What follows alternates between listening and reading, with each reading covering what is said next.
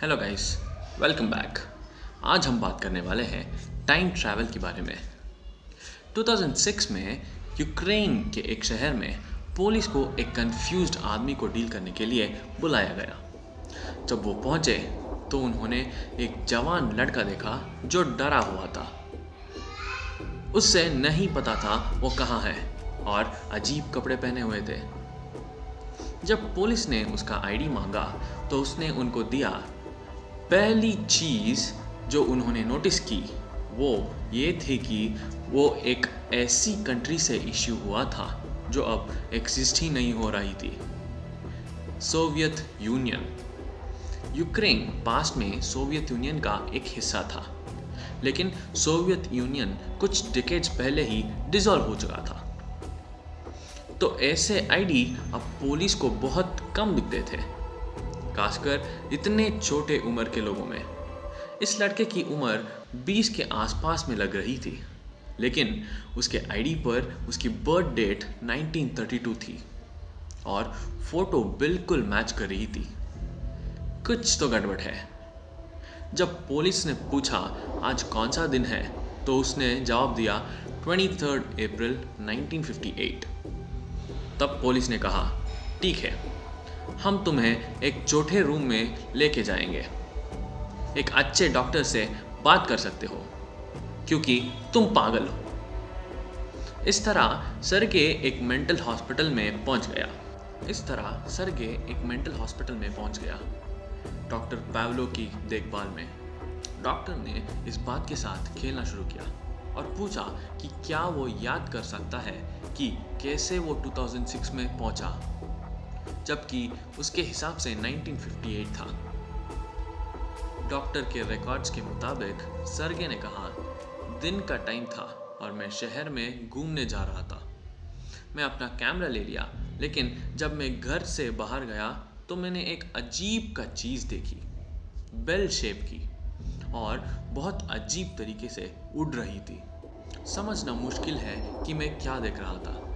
मेरे कैमरे की फोटोज देखना बेहतर होगा। डॉक्टर पावलो फोटोग्राफिक एविडेंस के बारे में क्यूरियस थे।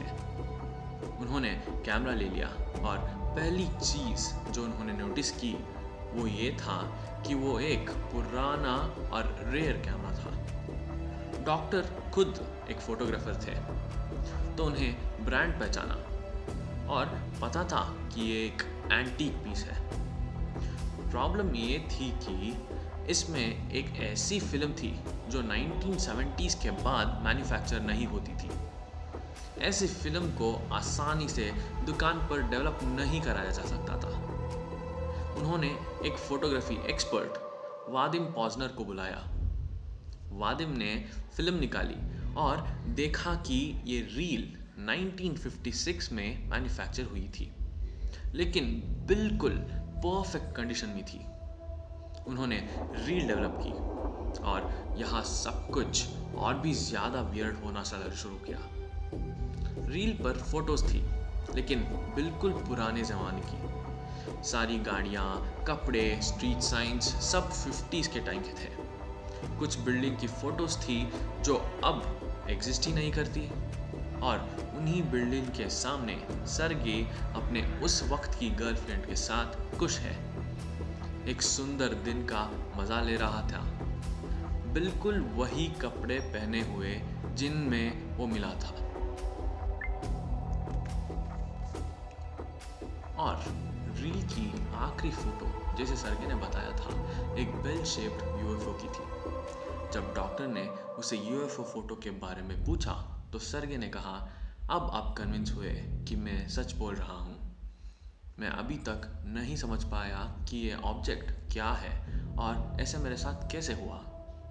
मैंने फ़ोटो ली और उसी पल मैंने कैमरा देखने के लिए झुका और किसी तरह मैं इस साल 2006 में पहुंच गया।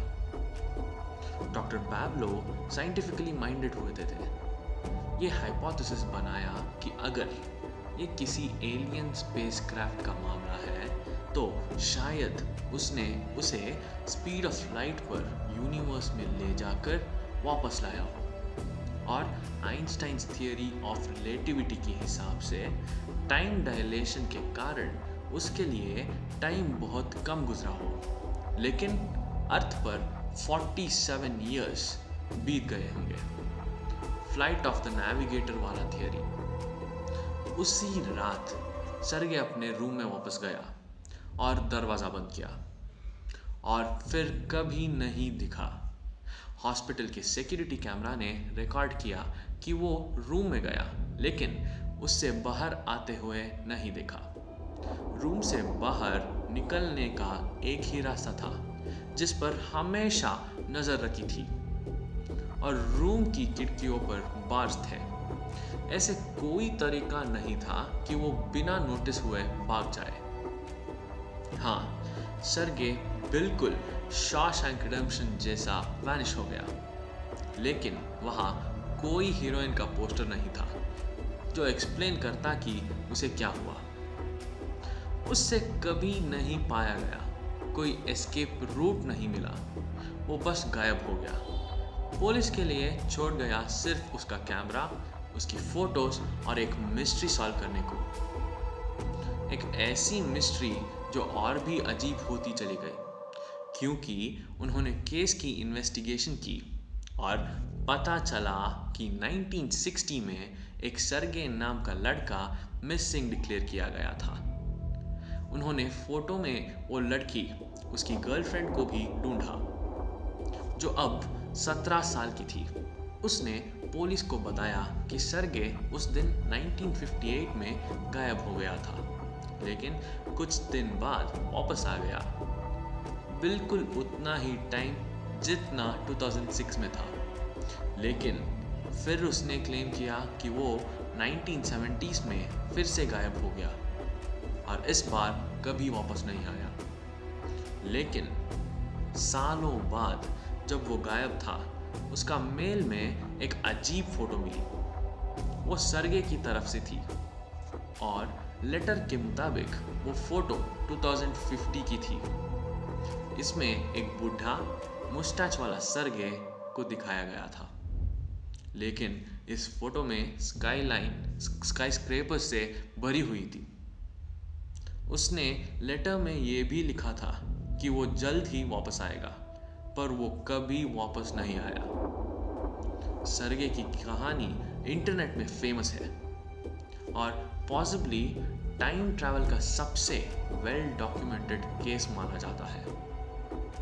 अभी आपको एक और शॉकिंग न्यूज़ बताता हूँ। ये कहानी सब कुछ एक टीवी शो से आया है। 2012 में यूक्रेन के चैनल पर एलियंस नाम का एक शो आया था। इसका एक एपिसोड टाइम ट्रैवल का नाम इसी कहानी को बताता है। ये शो एलियन अबडक्शंस के अलग अलग स्टोरीज दिखाता था और इसमें एक डिस्क्लेमर था जो कहता था कि ये सिर्फ ड्रामेटाइजेशन है और कोई थियरी करेक्ट नहीं मानी जाती। तो हाँ, ये सब इमेजेस जो आपने देखी वो सारी रिक्रिएशंस है, रियल फुटेज नहीं।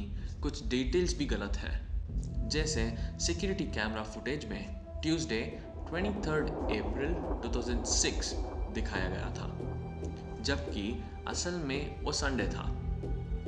आईडी कार्ड पर जो सील है वो उस टाइम के असली सील से मैच नहीं करता, और वो 2050 की फ़ोटो भी क्लियरली फ़ोटोशॉप लगती है, जिसमें एम्पायर स्टेट बिल्डिंग जैसे स्ट्रक्चर्स कॉपी पेस्ट किए गए थे।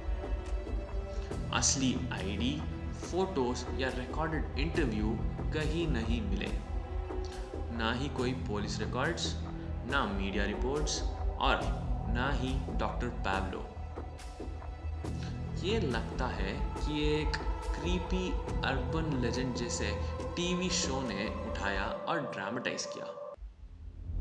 टाइम ट्रैवल एक फैसिनेटिंग सब्जेक्ट है और 2020 में एक पेपर सजेस्ट करता है कि बैकवर्ड्स टाइम ट्रैवल पॉसिबल हो आइंस्टाइन्स थियरी ऑफ रिलेटिविटी के थ्रू, जिसमें इवेंट्स अपने आप एडजस्ट हो जाते हैं पैराडॉक्सेस को अवॉइड करते हुए।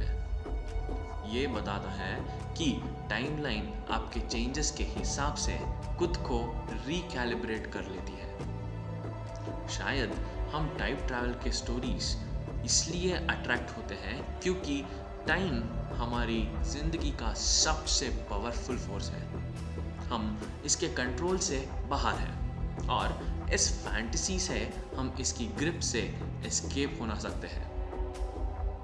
तो सर्गे की कहानी, चाहे वो सच हो या फिक्शन हो, हमें एक नया पर्सपेक्टिव देती है कि अगर हम टाइम की लिमिटेशन से आज़ाद हो सकते हैं तो कैसे होगा। और शायद इसीलिए ये स्टोरी इतनी फेमस है, क्योंकि हम थोड़ा बहुत भी सर्गे बनना चाहते हैं, टाइम से एस्केप होना चाहते हैं। तो ये थी गाइस टाइम ट्रैवल की स्टोरी। आपको वीडियो अच्छी लगी तो सब्सक्राइब करना मत भूलना। Until then, bye bye.